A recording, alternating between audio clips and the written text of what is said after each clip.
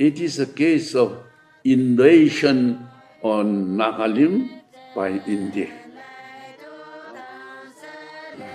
Invasion on Nagalim by India.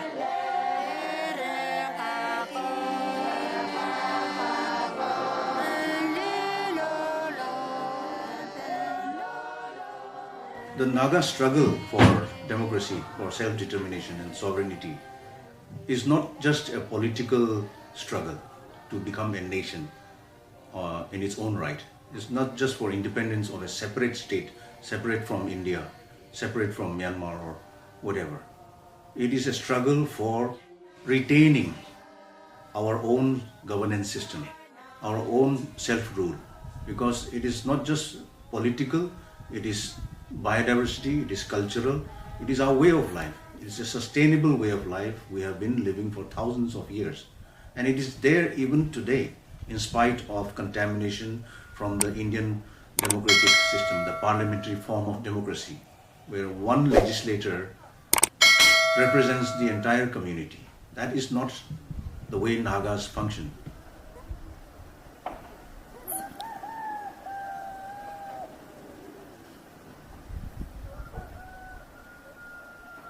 To my knowledge and then to my understanding, with utmost respect to the British Empire, before the advent of the British rule to this part of the country, northeastern part of the country, Nagas were neither Indians, they were living independently. Every village had its own authority. They were governed by their own chieftain or like democratically elected council members.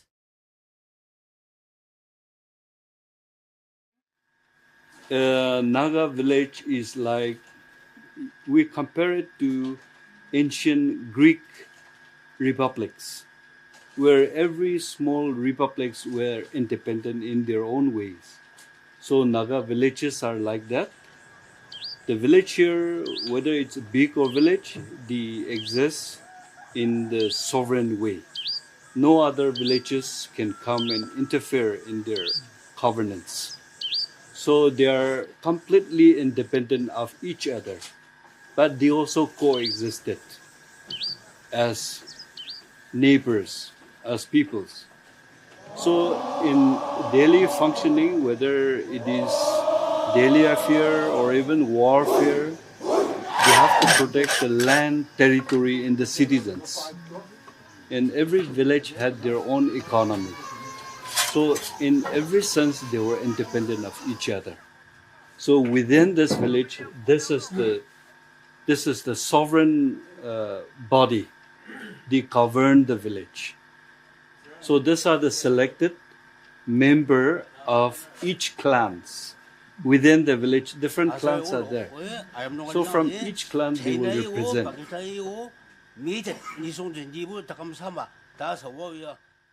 Nagas were living independently. Slowly and gradually, the Britishers added a part of Naga country. They annexed a part of Naga country to their empire. But still then, we were never like in any way Indians. There was no affinity with the Indian culture, but then we were annexed to the British Indian Empire, a part of Nagaland. And we have been living as like a part of annexed British Indian, When the Britishers left, they would have left us as we were before they annexed us. But they didn't. I feel that they did a mistake by leaving us with the Indians. Therefore, when the Britishers were to leave India, and then Indians were about to get their independence from the British Empire, the Nagas went ahead and then declared independent one day ahead of the Indians. And since then, we have been fighting that the Indians should leave us alone. But till today, in spite of our struggle, we have suffered a lot. innocent people have sacrificed their life throughout this, like bitter struggle with the Indian government. Human rights organizations was established to expose the military deeds on the Naga people, how villages were burned down, women raped, tortured, men, old men, young men alike killed, butchered. I mean, it's quite nightmarish even to recollect what has been done to the Nagas.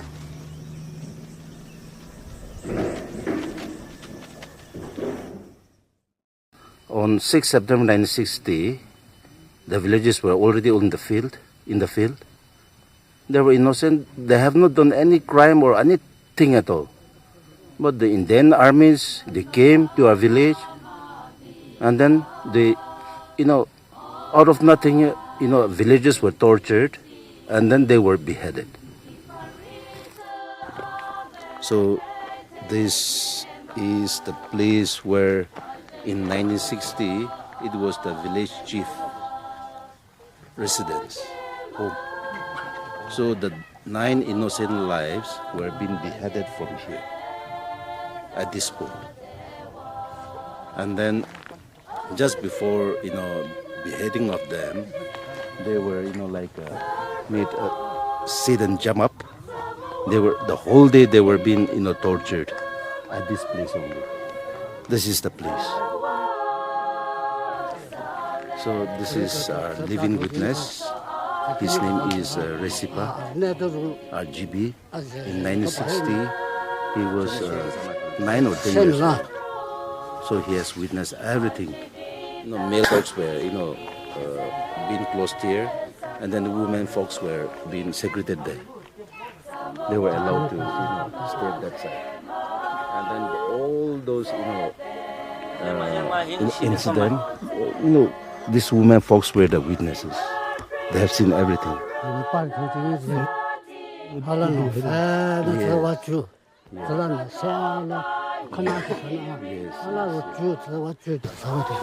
Men folks were being allowed to jump from here down, and then women folks were the witnesses. So they were segregated, they were separated. Men folks were allowed to make say jump, frog jump. Yeah, all day they were being tortured. That's what he wanted to say.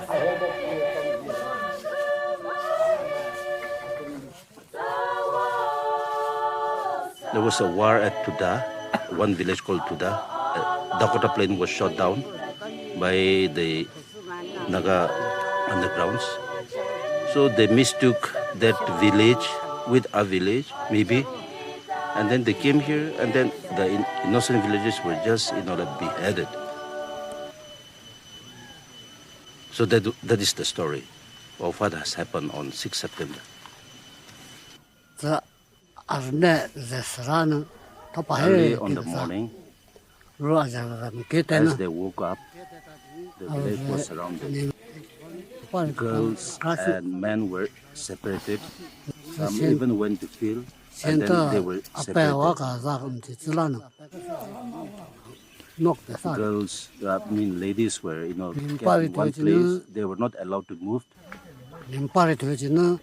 And then men folks were made to make fraud down. From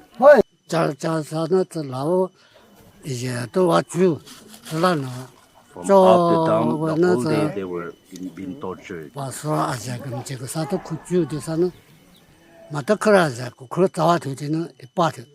The oldest, man in the village was his father. My father could not jump. They were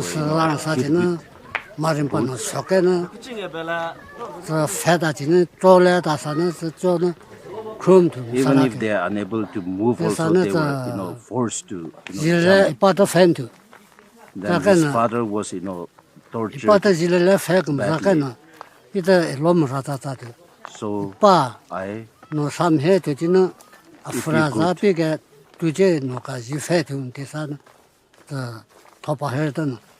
And then when he asked his father, since you were beaten a lot, you should not talk much. That's what he said. But when he went and talked with his father, he was beaten badly. And then I was forced to go and then sleep with the women folks since I was being tortured. And then late, maybe in the afternoon, I don't know the time, but in the afternoon.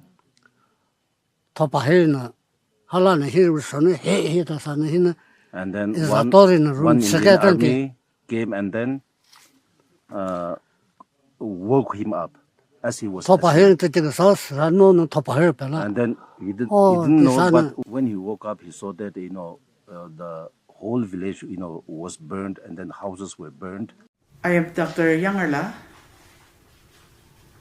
Now I'm a retired medical practitioner. It was around this time, in December month is a Christian state, so December month is regarded as one of the most respected and then revered month for us. We are all Christians, so we celebrate Christmas. So it was just after Christmas. So when people were out in the street shopping and then going here and there, some going to the church, and then some doing last minute shopping, some just strolling around. Suddenly, when a column of army people were out on their duty, suddenly a shot rang out around 9 something, okay? We were just taken aback, what was that? But then at that very bullet instantaneously shot down the commanding officer of the army, Indian military army personnel, no? But then they don't know from where the bullet came, because it's in the middle of the town, no? So you can imagine the reaction of the military people, and with the AFSA around, Armed Forces Special Power Act. Anybody can, use their gun without any order. The army, they ran amok, and then they started shooting here and there. All the people, in the town, everything came to a standstill. And then everyone, whether old or young, man or woman or girls or boys, they were all made to lie down in the street. And then the military people, army people started, beating them. And then all the vehicles parked in the area were burned down. Houses were, gutted. The kind of sprayed the diesel, petrol, kerosene oil, and then all the buildings, big buildings, those landmark buildings were all gutted down. Army people, they did it purposely. And then absolutely women were molested, some were raped. In the melee, no one was allowed to move around. Some tried to run away, but they were beaten down, they were made to lie down. Even pregnant women, and then people with small babies and, children walking around with their parents, they were all made to lie down. And then when everything was over, no civilians were allowed to move inside the place where this thing happened. The Red Cross Society, International Red Cross Society, we have a unit here. We have a branch here. So we took permission from the army personnel and we went inside the arena. I was also there. And then we went inside the arena. Everything was turned into ashes. All the shops were turned into ashes. All the bones were just in the shape, original shape, but ashes only, turned into ashes. So it's over. No civilians were allowed to move inside the place where this thing happened.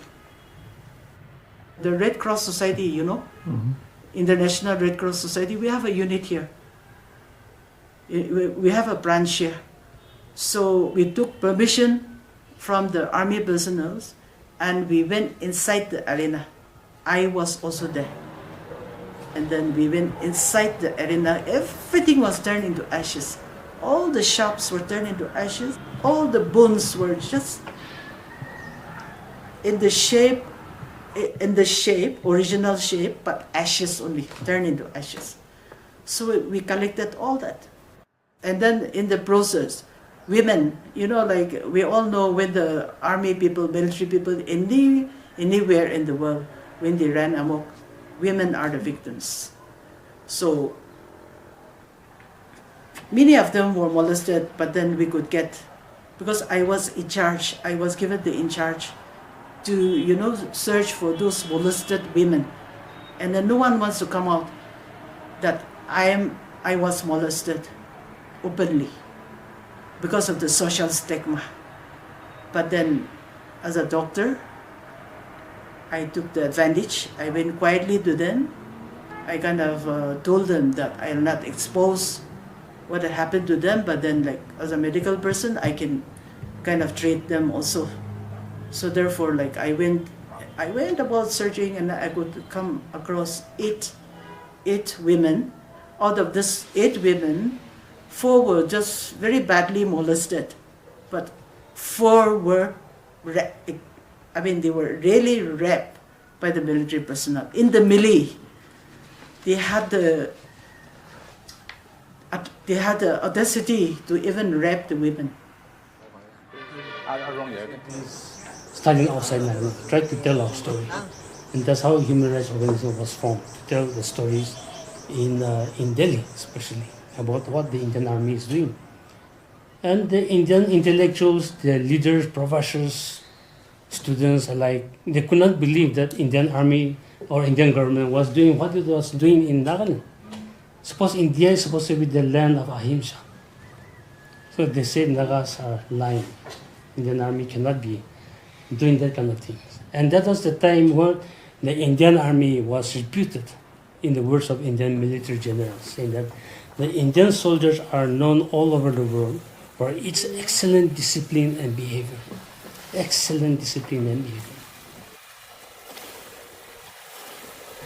Naga Mothers Association was formed in 1984. First, our aim was to fight social evils. Many issues came out where they approaches NMA, Naga Mothers Association, to support, to speak for them. Anyway, all these issues we tried to tackle. We also felt that we need to approach the different groups, not to kill anymore, because whether they are here or there, they are all our brothers, our sons, our children, our husbands. So we said we started approaching all the groups. We said we don't want any killings. You all are our people. So that was how we started approaching. We have also gone to Delhi for so many times. Together we coordinate ourselves and then we try to approach even our leaders. But somehow ceasefire came into being. But then we said, okay, it's good that ceasefire has come. But we need early solution. But at the same time, we said it has to be inclusive, not exclusive.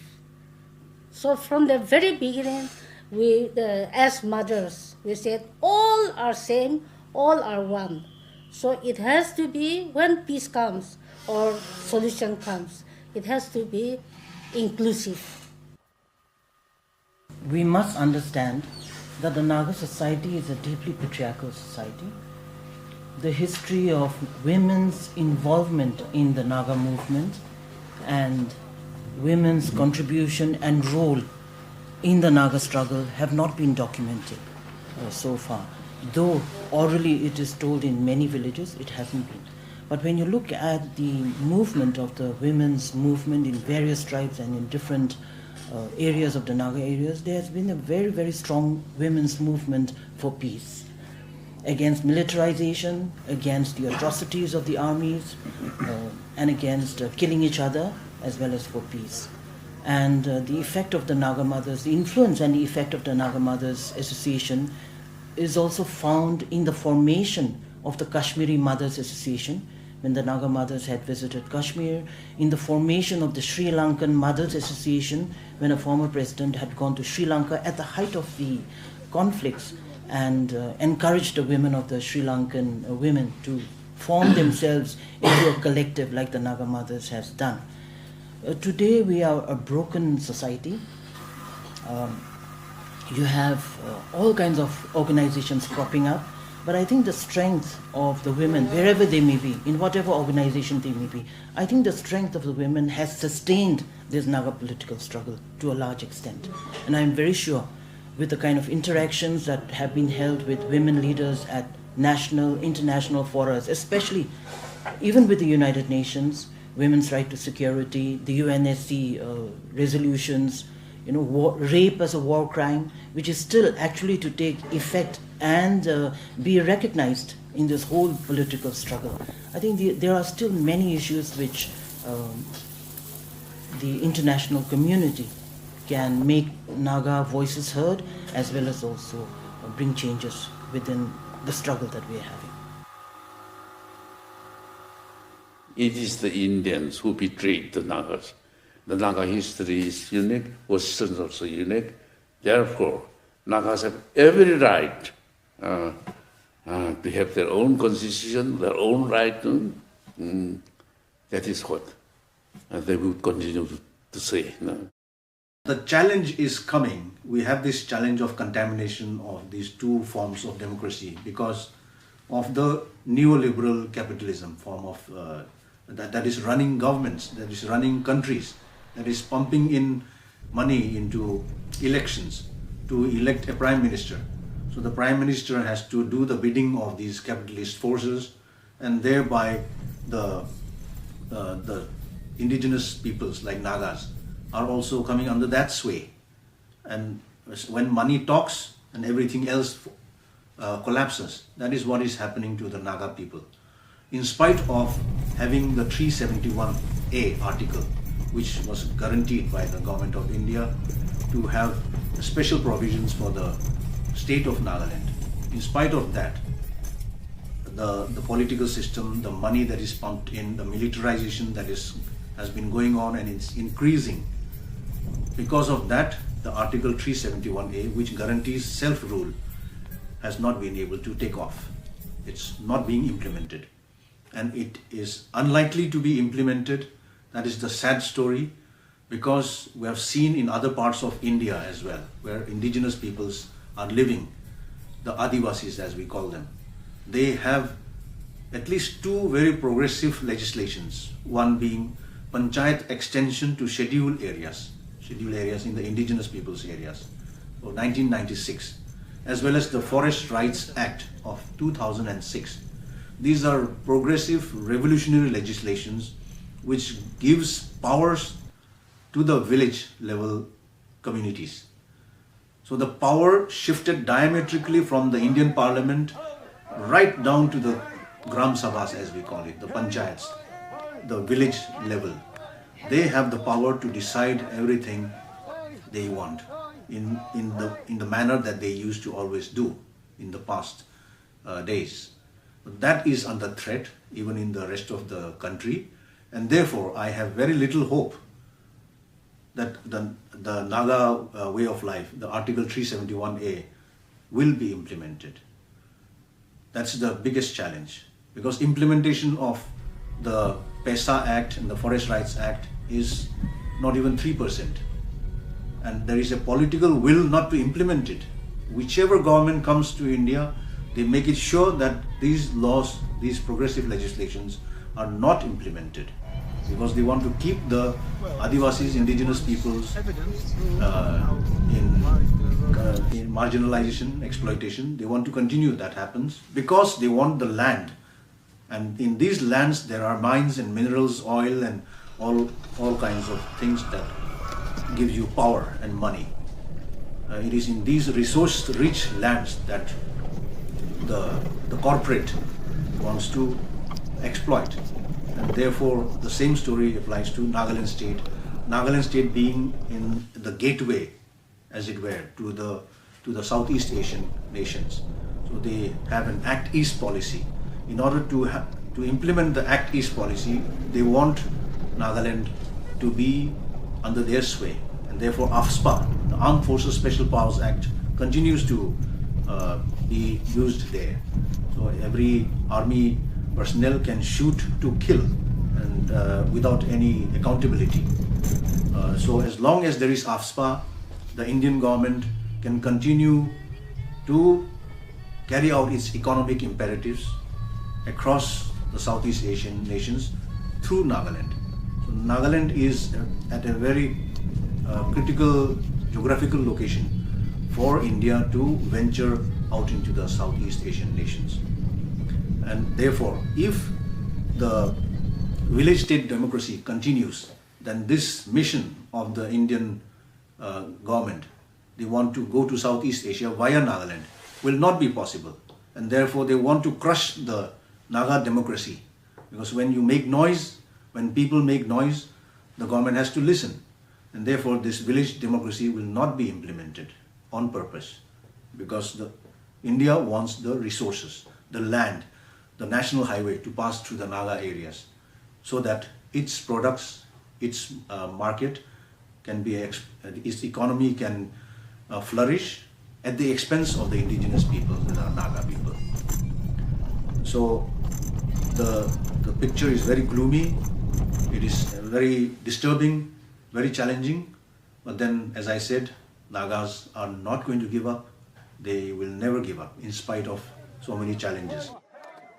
Our history is unique. Position also the unique.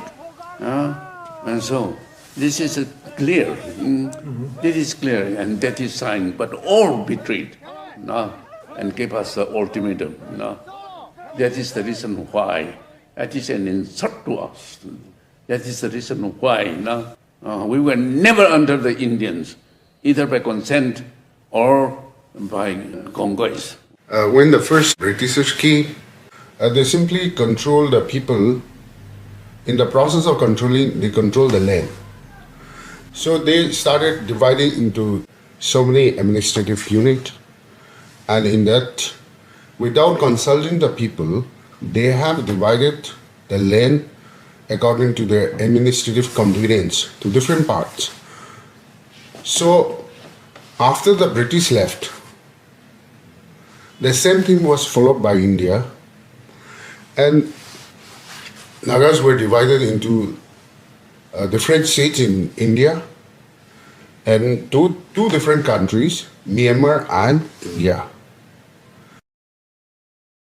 So those people, those authorities who divided us, they have never seen our land.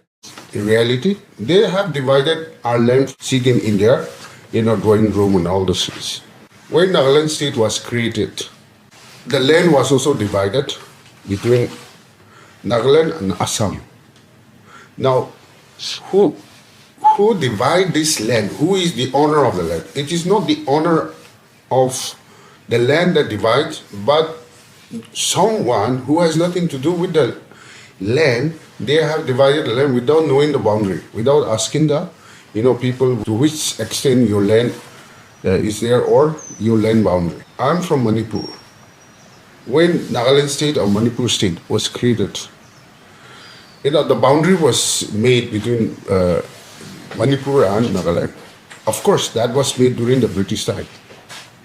So Britishers, they have never, those people who divided us, our land, they have never seen the place, the mountain. They have drawn only from the paper. So that was inherited by the Indian government. And that's why some part of my land, the mountain, is in Nagaland. The village and the battlefield is in Manipur. So when Manipur and Nagaland state was created, my land was also divided. A part of the land is in Nagaland, a larger part in Manipur. We go to the field for farming in the Manipur side because my village is that side. But we go for hunting with my grandpa to the other side of the mountain, which is called as Nagaland.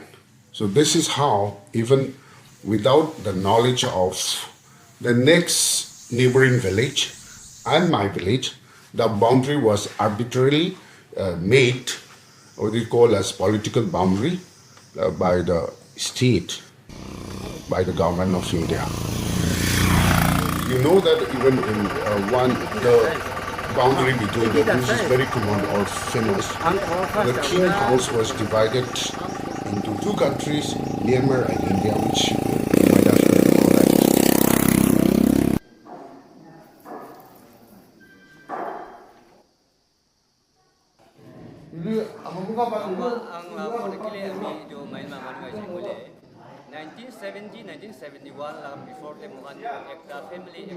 You know, this kind of arbitrary division of land by the, those people who are in power is very common, even within the state in India. And who divide this? Without the knowledge, without consulting the people, they have divided like this. Until today, it is not rectified. And everybody knew that the land should not be divided in this manner. It has to be, the land is owned by the owner, not by the one who came and ruled it. So this is still continuing until unless we resolve this. As human beings, we will have problems on these land issues. So this is one serious problem. How the land of these indigenous people are arbitrarily divided and distributed, or all those things by the rulers. To make matter worse, I'm also one from a community where we are divided into 3 states. You might have heard about the 𝐍𝐀𝐆𝐋 Naga history. We are divided in Assam, that is NC Hills, then in Nagaland, Peren district, then in Manipur under Tamenglong district. So we are divided into 3 states. So I'm from that community. So you can imagine how the Nagas are and how British India have really made the Naga people to suffer like an orphan till today. How we Nagas are suffering in the Myanmar occupied Naga area. Naga is divided into 2 countries in many states, everybody knows. I belong to Tangsang. So we are living in the two so-called 2 countries. And Konyak also in the both country.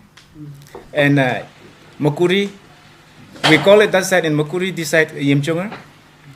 In Kim Jong-un, they are 50-50 in the both side. We are living. In Tangkon also, 50% in the Burma side and 50% is India side. So we are divided into 2 countries without knowledge of the Nagas. The things happening now in Myanmar never happened in the world before. Why? Because they kill their own people, their parents, their brothers, sisters, like wild animal in the jungle. Shoot any place.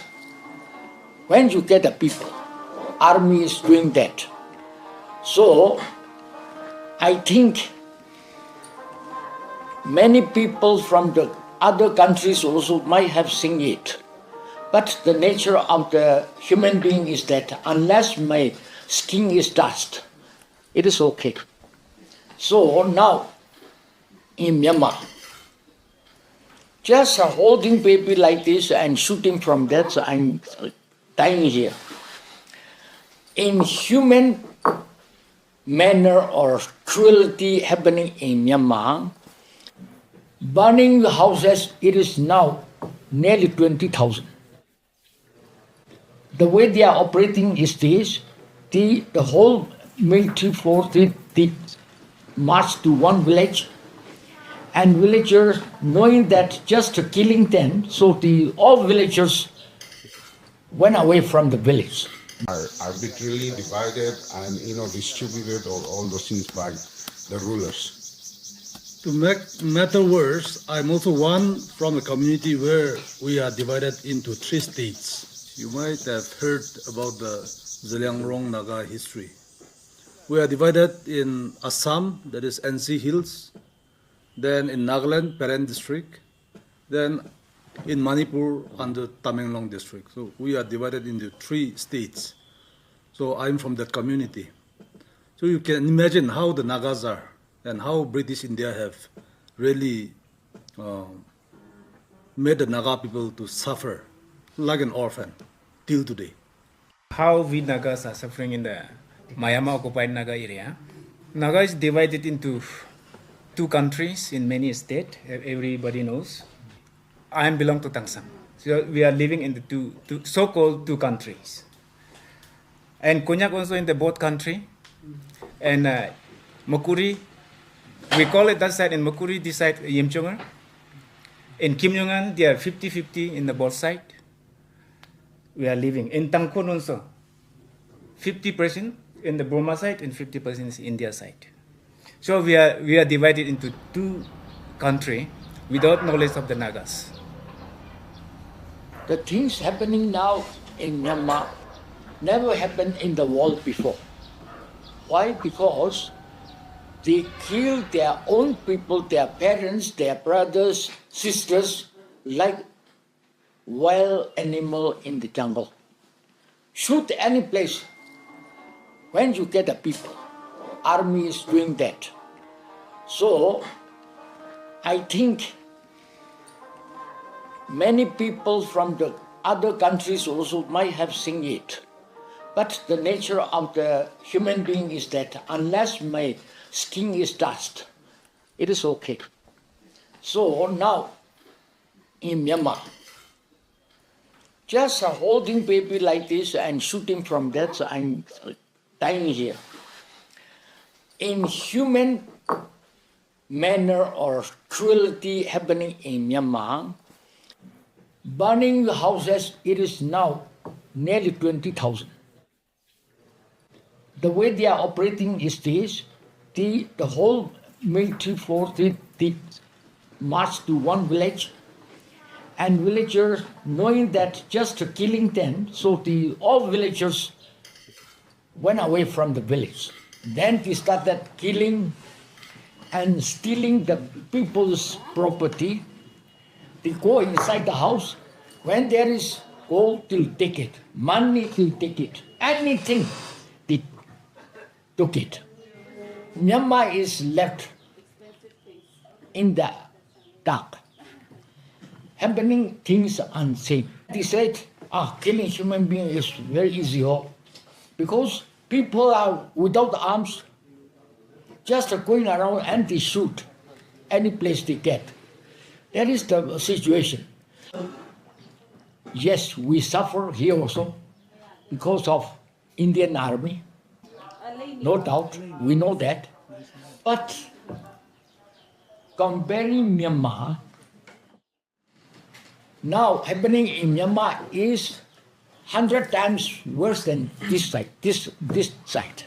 Why? Because they kill their own brother, their own these parents, and they rape, everything they are doing. Very inhuman manner they are doing. And it is known to America, USA, UK, every foreign countries. And this useless Russia is helping them. Because, why we are talking about Russia? Because they are helping them, arms, ammunition, up to aeroplane. So they are bombing everywhere. Money is used for dismantling Naga village democratic institution. And there's a huge problem in every village now. Everyone is fighting to be the leader in the village in order to enjoy that fun.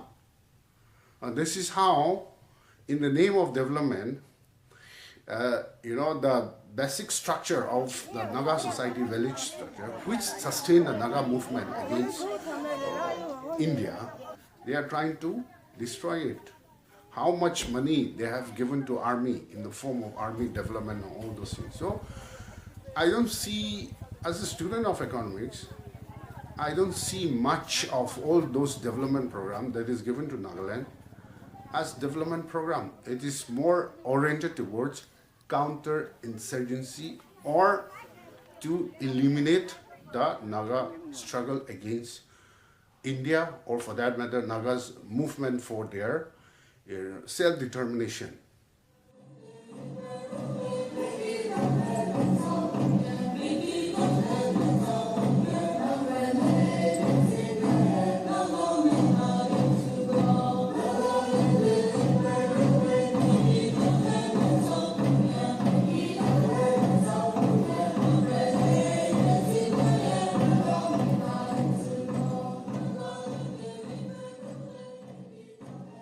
Many battles were fought from here. Our village is almost more than 500 years old. The Konoma battle was also fought from this fort. So many times demolition, many times reconstruction. And this is the last reconstruction. It was reconstructed in 1990. Our Independence Day, 14 August. But still we are fighting for our free Naga nation. When the Britishers came here, they declared that you can be a free Naga nation. Still, we are under the Indian rule. Yes. We have many undergrounds, overgrounds, fighting for our free Naga nation. And the first fighting for the free Naga nation is at Pizo. He's from this village. He started and he organized the military people to fight against the Indian, because you can see, you can learn that we the Naga are different from the Indian people. Our culture is different. Our looks are also different. And we are very different from the Indian people. So for that very reason, we want a free Naga nation. There is a face on that rock, looks like a human face. Some people came and believe it the face of Buddha. Some people believe it the face of Shiva. They came to worship also, but we Konoma people did not allow them to worship anymore. It is not the face of Buddha. It is not the face of Shiva. For us, it is the face of 𝐍𝐀𝐆𝐿. 𝐍𝐀𝐆𝐿 means the caretaker of our animal. In the early days, hunting is a game for us. So with the hunters, used to go and look at the face of 𝐍𝐀𝐆𝐿 and predict from the face of 𝐍𝐀𝐆𝐿. When the face looks like smiling face, the hunter won't get anything on that day. When the face looks like gloomy face, the hunter will get on that day. And if the hunters got something, got an animal on that day, you must cut a small piece of ear and give the share of 𝐍𝐀𝐆𝐿. We will give the share of 𝐍𝐀𝐆𝐿 and thank you, 𝐍𝐀𝐆𝐿. I got your animal today. Please give me on another day again. So we must give the share to 𝐍𝐀𝐆𝐿. Yes. The ear of that animal, what we got.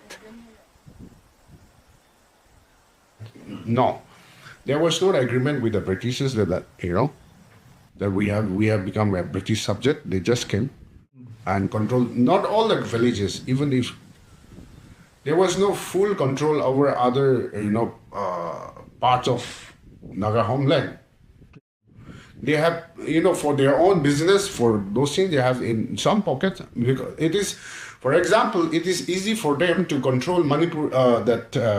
Manipur. That is Kanglepa. Because if you control the king, all the subjects are under the British rule. But Naga, since we have a different political system, each village is independent. So when one village say, yes, I want to be under British, that doesn't mean that all the Naga villages are under the British. There was no agreement with the Britishers, although the British state. since they didn't have the Naga, or the entire Nagas under their sway, under their rule, there was this unadministered zone, unadministered areas. A large tract of it was not part of the British governance. And therefore, when they left in 1947, they should have, and since they have not handed it over to India, how can India claim the entire Naga areas to be theirs? So the British is responsible for leaving us high and dry. Since they didn't own a huge tract of land, how could they have given something that didn't come under the British rule to India? So once the British left, India took over the entire land and claimed that even those unadministered areas belong to India. So a lot of force was used, and the Armed Forces Special Powers Act is suppressing and oppressing the Nagas and ensuring that the Indian parliamentary democracy system rules over the Naga people. Because this post-colonial accountability has to go through the United Nations system. It's important that we look at what's happening right now and why we really have lost confidence in the kind of negotiations that are going on. And the very fact that you do have different countries visiting Nagaland almost the whole year round. And these are all political visitors, heads of states, heads of countries who keep on coming to the state. So from all these countries, especially the European countries, there has been a lot of interest on Nagaland and the Naga people. The question is the interest economic?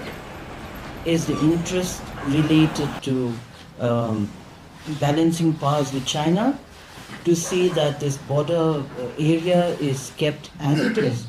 Or are their interests really genuine?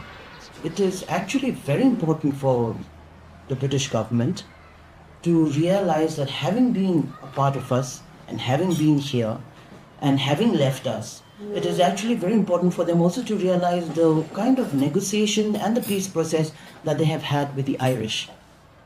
The Irish peace process, the Good Friday, there has been positive changes where you've had finally Stormont, the parliament opening up after how many years, And so possibilities like that, I think, no matter how many trips and how many visits they have made to the state here, and the kind of presentations and entertainments and whatever kind of dialogue has been happening, we are left with with a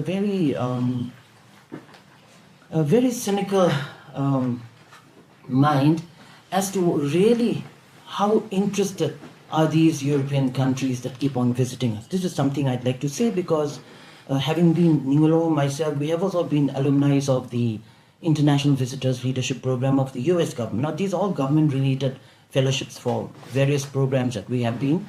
And almost it's an annual pilgrimage for all these European countries and their heads to be coming to this state, particularly during the Hornbill Festival. And most of their political councillors are concentrating right now on the situation in Nagaland. So that is the reality right now. What are we looking ahead for? We definitely are looking for some kind of action from particularly the British government. We are well aware of the Rivers Museum, the artifacts being tried to be returned here. Returning the dead for the Naga community is actually a very serious and symbolic kind of an activity. So there's still a lot of discussions on how receptive will it be also to have those artifacts. It's not even artifacts, it's actually literally the dead bodies of the people that they have taken away there and taken their heads and are returning, So it is actually a very religious something that is very closely connected to, very deep to the culture where there will be a lot of questions raised. So returning artifacts alone really, it is a form of reconciliation, no doubt, maybe, hoping for the forgiveness of the Nagas, is it? But at the same time, for many of us who follow what is going on, particularly at the global level, I think the situation which the Nagas are facing now the political negotiations. Definitely, I think we are looking at some kind of an intervention from other countries, because how long are we going to wait and look at these two negotiations, the two sides negotiating like this? I think no matter what, at the end of the day, Nagas, I don't think a single Naga will say no to the Naga flag. No matter what political differences, no matter what illusions they may have, everyone believes that the flag is ours, and therefore we have a right to the flag. And I'm sure the government of India also knows that. It's just trying to, play with words. As far as the constitution is concerned, Nagas have always had this constitution, right from the 𝐍𝐀𝐆𝐋, the NNC days. These different organizations and political groups all have and follow the same kind of 𝐍𝐀𝐆𝐋. So it is nothing new to the Indian government that still allows Karnataka to have two flags, many other states also to keep on honoring their flags. And I don't think it is also proper for India to think that we are Kashmiris. The Kashmiri struggle started so many years after the Naga struggle. They learned so much. The Kashmiri women learned so much from the Naga mothers' struggle itself. And the Sri Lankan mothers also, for that matter, So questions of the flag, the constitution and its controversy actually should not be coming up at this stage if the government of India is serious. As an academic, I think that these kind of academic debates is also an underestimation of the Naga intellectuals. It is almost like, the Nagas will not even understand how other countries are allowed two flags, or how Puerto Rico in the US is allowed to have its own independence, or even the Native Americans for that matter, the kind of jurisdiction that they have. So I think a time has come where if things do not work out in the next few months, we have a lot of possibilities that may happen. But I really personally, and I'm sure even my mothers also will agree with me, that I think this is the right moment for not only the European countries, but particularly for the British government, that regularly sends its top people here to Nagaland most times, interact with us, intellectuals, interact with alumni, have a lot of interest on Nagaland. And the very fact that you had 𝐍𝐀𝐆𝐋 himself living in England for so long. I remember when I went for the training with the Thompson Foundation, our trainer kept on boasting that he trained the MI-16. And it was interesting because, for the British we know what it means. And I remember the first thing he said when I said I'm a Naga, I'm from Nagaland. I remember the first thing that he said was, Nagaland, Nagas. The Nagas are a forgotten story. Saying. So that's as late as 2006, on a fellowship of the British government to one of their most prestigious foundations, So if that is the attitude that they have ingrained among themselves, then one really wonders, how much of these kind of commitments do all these visitors really have? The Hornbill is coming. It's just the coming week. Again, we're already having hordes of these visitors coming to visit us. They're already making appointments with us. The Australian Council is making appointments. The American Consulate is making appointments with Naga civil society and Naga intellectuals. So this is literally a yearly kind of a cycle that has been happening, and for how many years? It's not that they don't know the Naga story, they know about it. Or what kind of action can they do? And how do we reach out to them? In the last 2 years, even the Global Naga Forum has made several interventions at the United Nations, and we are well aware. The Special Rapporteur has written back on the Oting massacre where the army had killed 14 civilians. But when the government of India is able to compensate in various ways, I think the United Nations at the end of the day is also definitely looking at India as a superpower.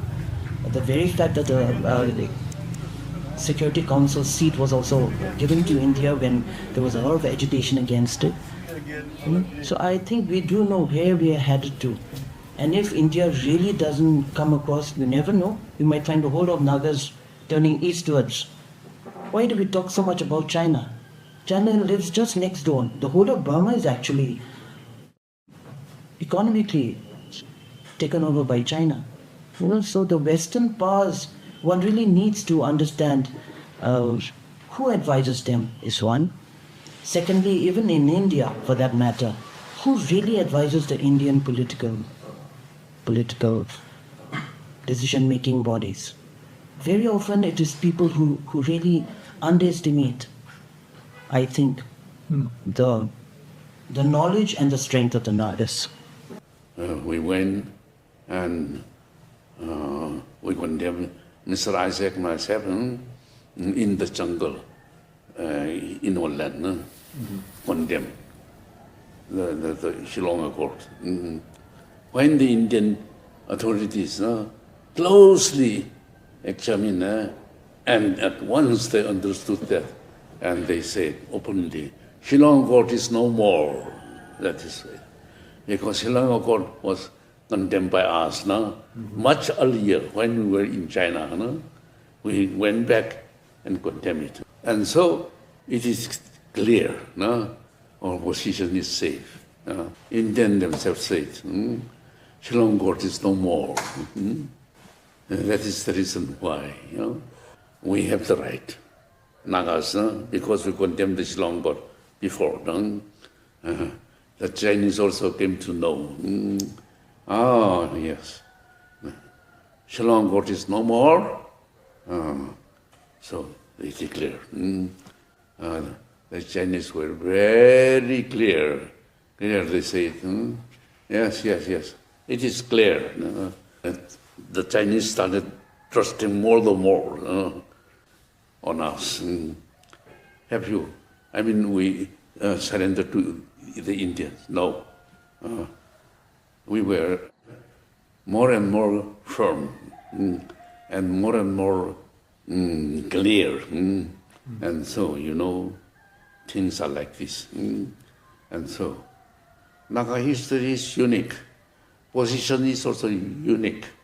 Nagas were never under the Indian. Never under the Indian. Naga history is unique. Solution must also be unique. So it was openly declared. And so it is like this. After having made everything clear, now, after this, also, they started talking, repeating the same mistake, when they started betraying their own commitment.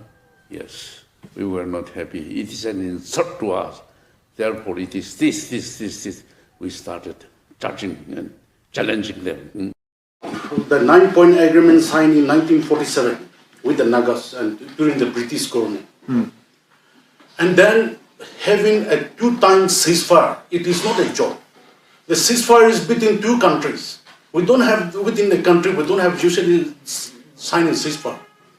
Nehru forcibly signed this 1960-point agreement and inaugurated the Nagaland state in 1963.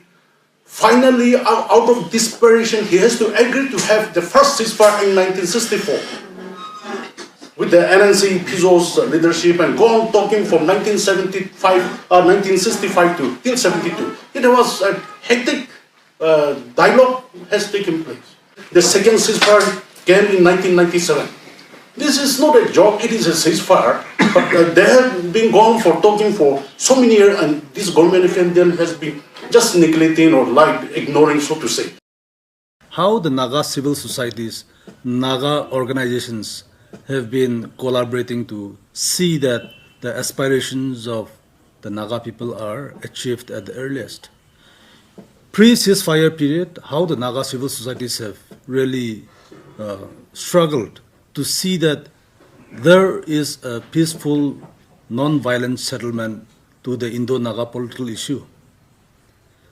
With the contribution and efforts of the Naga civil societies, ceasefire came in 97, the second ceasefire. Post-ceasefire, the Naga civil societies, the Naga Hoho, the Naga Students Federation, the Naga Mothers, the Naga People's Movement for Human Rights, the United Naga Council, the Naga Women's Union Manipur, all of us came together and we pursued and we gave our best effort to ensure that a peaceful settlement takes place. During this period of ceasefire, we also want to see that what the Naga people aspire for, an honorable and acceptable settlement, be ensured.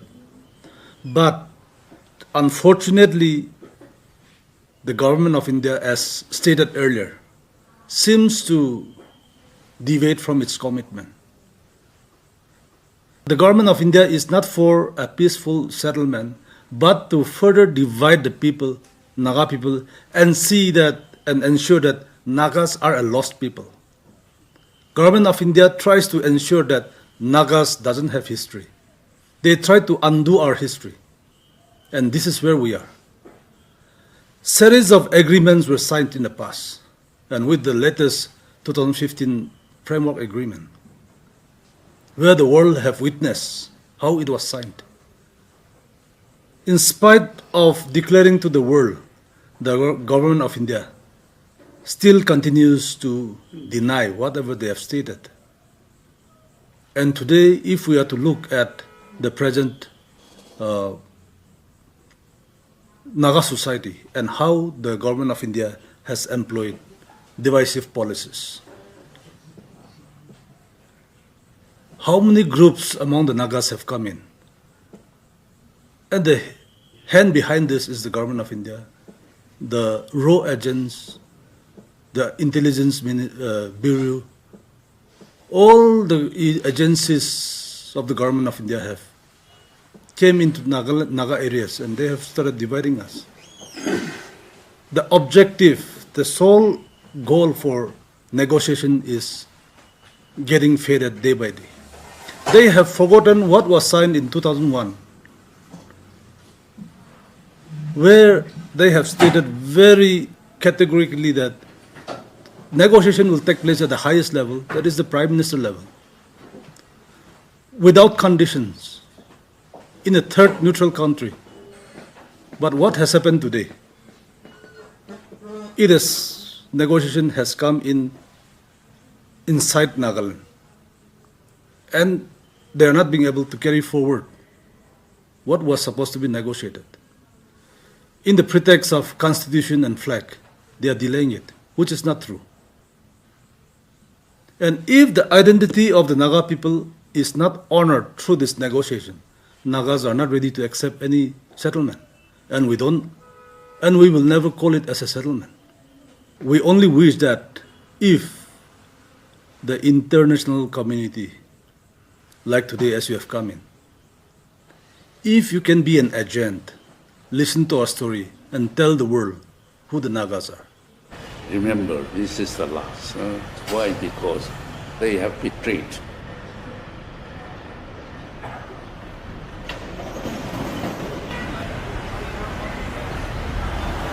I'm standing here in the tennis court where the last battle of World War II was fought and the Japanese forces that was invading was put to a stop by the Britishers with the help of the Naga people.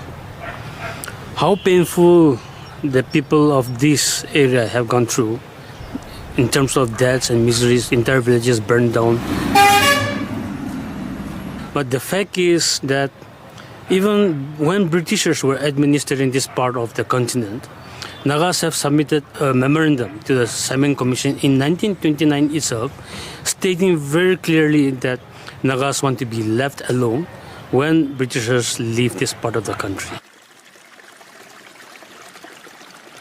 For us, it is participatory democracy. Decisions are taken collectively in a cooperative manner. There is no one arbitrator.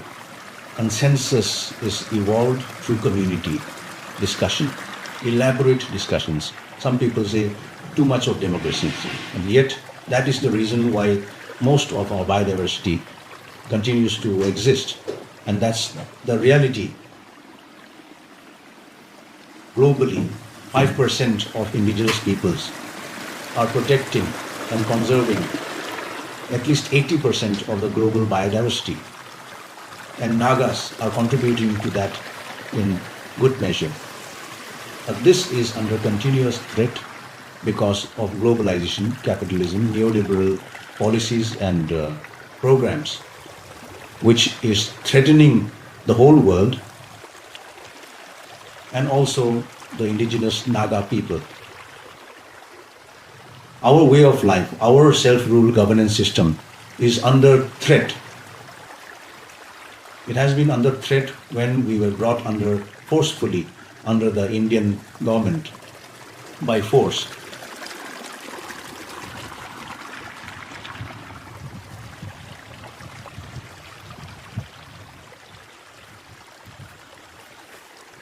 In 1963.